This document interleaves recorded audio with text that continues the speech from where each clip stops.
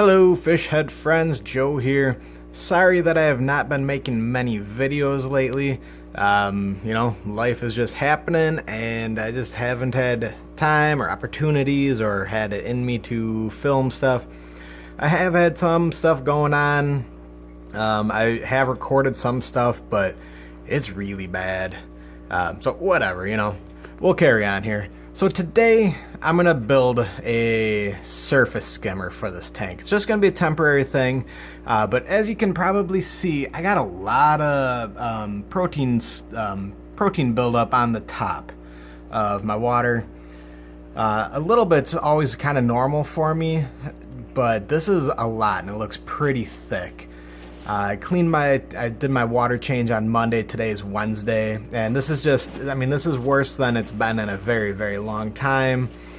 I'm not overly concerned about it, but just to be safe, I want to get rid of that. Make sure I didn't something came off my arms on Monday when I did that cleaning. I was out plowing that day, so I don't know what I had on me that day. So let's scoot right over here. Pardon the blur. All right, so essentially what I'm trying to build is a surface skimmer. I've built it in the past. I used to have it going on in my tank. This was another one I did. This one did not work out so well. Basically, you just hook it up to a power head, drill a hole in the cap, fill it with some media filter, or filter media to just filter out the gunk off the top of the water. I've built 2 or 3 of these over the years, and I've always struggled with this part, making it flow right. I think I've always had too powerful of a power head, and I've never been able to get this spacing right, the depth right. I always have to move it up and down against the water level. So I'm going to start fresh. I never really liked that one anyway. It's kind of ugly. So I got just a simple little smooth looking bottle, and on this one I marked it out already. All I'm going to do is, let's see if I can focus here. I got this thin blue line here. I'm going to cut the top of this off, and then every about half an inch or so I'm going to cut down. And I'm not going to make these very deep, or got to focus here. Can we focus? There we go. Hard focusing on the clear bottle, I guess. I'm not going to make these very tall, these gaps. I think that's part of my problem, and I just struggle with the depth of the bottle then. So yeah, so that's all I got so far. I took the label off. This one luckily came off real easy. There's almost no adhesive residue. If you need to get adhesive off, lemon juice works pretty good, and rubbing alcohol works pretty good. I've used Goo Gone in the past, but that's just really risking putting gross stuff back into your tank, and it is a lot of work to get the bottle clean enough with Goo Gone, so I wouldn't recommend that. So I'm gonna go ahead and do some cutting. I certainly can't do that one-handed, and I don't have a tripod or anything for my phone, so I'm gonna get this cutting. I got a fresh blade on my my utility knife, so I will check back in a minute. Hold on. Alright guys, let's check back in here real quick. So I started my cuts. In the past, like I said, I've always struggled on getting these cuts nice. I think this one I probably did with a scissors. That's why they're on an angle. But in the past I've always started cutting off the bottom, then I cut in, but you lose all the structural integrity and this stuff gets real floppy. So this time I started by just cutting these flaps. Struggling to focus again. Let's see. There we go. That's a little better. So I started by cutting. Let's see here. So I started by cutting along the blue line, and I went a little under the blue line. So I did that all the way around. That was my very first cut, because in the past that's always been the hardest one to do. And then I went through and I cut all of the downward ones.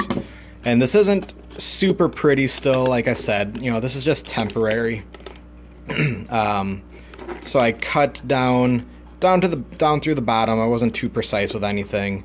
Just trying to keep it generally okay looking and generally kind of even. So now I'm going to go through and I'm going to cut off this edge. I might need to get the scissors for that. That might make it a little bit easier, but I think that is the way to go. Start at the bottom and work out. Now, I probably got this idea from Joey, the king of DIY, a long time ago. He's probably got 30 different ideas of water bottle type filters. So go, if you want a better video where you actually get like on camera instructions, go check out Joey's channel. He's probably got something close, identical, better, you know, he's got it all. So yeah, so I'm gonna get back at it and I'll check back in a sec. Okay, so I'm back. So I ended up just grabbing an old pair of hand pruners. You know, nice and sharp. Got through the plastic no problem. Again, not super pretty. These edges are kind of jagged, so I'm going to take a lighter through and just round them out real lightly. You don't want to melt them because then they get all weird looking and curl in. But I got essentially what I was going for. Real short teeth. That way I don't have to worry about fish getting in there. I don't have any super tiny fish, but when you have big teeth like that, you know, fish can start having problems with those gaps.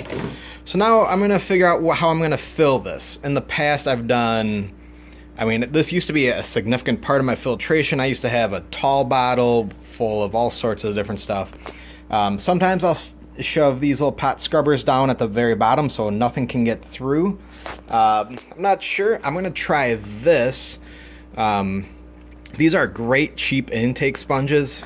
I mean, they're meant for other stuff, but this box is, I think, $3 or $4 at PetSmart, and you get 2 of them. So what we got here, should have thought this one out a little bit more. I might just jam this thing in there. Now it has this little plug with a little bit of activated carbon in there. So that's good because I do want some carbon in here just to help pull out whatever's floating on the top of my tank. I have another bag of activated carbon. I'm not sure if I have any media bags around, but that bag was from My Aquarium Box. I have some polyfill, also from My Aquarium Box. And what I also use for a lot of filtration is the quilt batting. And this is just from any craft store, Walmart. This bag's super cheap, lasts forever. But it's a very fine polyester fill kind of thing. It does a great job filtering. I used to use that in all of my hang-on back filters. I'd make my own cartridges, and it works fantastic. So let's see. Can I do this one-handed? No. Alright, so I'm going to jam that in there and see what happens. Thanks, guys. Hold on. Okay, I'm back. So, I have rounded the edges with my lighter. They melt real quick, so you gotta be careful, but not a big deal. The top fin cartridge here, it fit in there, but it didn't give a good enough seal where I was going to have to put polyfill and other stuff in there anyway, so I didn't bother with that. But again, good intake filter or intake sponge for smaller hang-on backs. This is at PetSmart for $3 or $4. This is the power head I'm using. This came from My Aquarium Box, and you know, it's probably gonna be a good one. It's not crazy powerful. I don't think I've ever actually plugged it in, but so typically to get the this part of the thing together, well, yeah. Typically, you got to drill a hole in the cap or get it fit just right. Luckily, the opening of the bottle fits right over the intake of the power head. This thing's nice. It's got nice little suction cups, so it'll sit right where I want it, and that'll be cool. So I ended up putting the pot scrubber in there just so nothing gets pulled down in there, like the fibers from the polyfill or anything. I used an old fish net that was, you know, it got torn up, so I started cutting it up. I used this for my egg tumbler as well, the same net. I just made a little pouch of activated carbon in there. I got the activated carbon from My Aquarium Box, and the polyfill came from My Aquarium Box. You don't want to stuff these too tight, otherwise it restricts flow too much. I'm hoping I won't struggle too much with the flow, but I'm going to get this on the tank and running, and I will check in and we'll see how it goes. Alright, so here we go. It is on and installed. It took a little bit of time to get the placement right. You know, like I said, if it's too high, it's out of the water. If it's too low, it's not sucking anything up. If it's too high, water drains down and just blasts a bunch of bubbles. You can see there's a million little micro bubbles in here from me doing that. But even just a little bit of time, I mean, it's been running for about a minute. This is already starting to get a little better up here. So I'm gonna just, you know, I'm waiting for, trying to block the reflection with my head. I'm gonna be home today for a while, waiting for it to snow so I can go plow in the middle of April again. So I'm going to keep a real close eye on this. But you can see there's a real good flow of water going in, and the bottle's still full. Just really keep an eye on it. Make sure that it's not getting too low. It'll start spitting air, which isn't terrible. Kind of unsightly, I feel. But it can get to the point where you're not getting enough water in there and you'll ruin your pump.